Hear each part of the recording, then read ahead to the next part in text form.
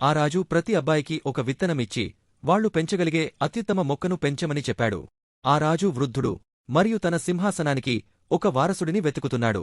Ping అనే అబ్బాయికి తోటపని అంటే చాలా ఇష్టం.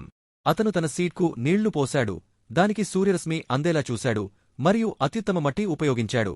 దగ్గరగా కనిపెడుతూ అతను ఒక మొలక కోసం ఎదురుచూశాడు, కాని ఏమీ పెరగలేదు. రాజుకు చూపించే సమయం వచ్చినప్పుడు ఇతర అబ్బాయిల దగ్గర పెద్ద రంగుల మొక్కలు ఉన్నాయి. కాని పింగ్ దగ్గర ప్లాంట్ లేకుండా తన కుండీ మాత్రమే ఉంది. అయినా అతను దాన్ని తీసుకువెళ్లాలని నిర్ణయించుకున్నాడు. రాజు ఏమీ మాట్లాడకుండా ప్రతి ప్లాంట్ను చూశాడు, కాని పింగ్ దగ్గరకు రాగానే నవ్వి అతన్ని విజేతగా ప్రకటించాడు. నిజానికి ఆ రాజు ముందే ఆ సీడ్స్ అన్నిటినీ ఉడకబెట్టాడు, కాబట్టి అవి పెరగలేవు. దీని అర్థమేంటంటే మిగతా అబ్బాయిలందరూ మోసం చేసి తమ విత్తనాలను వేరే వాటితో మార్చేశారని అతనికి తెలుసు.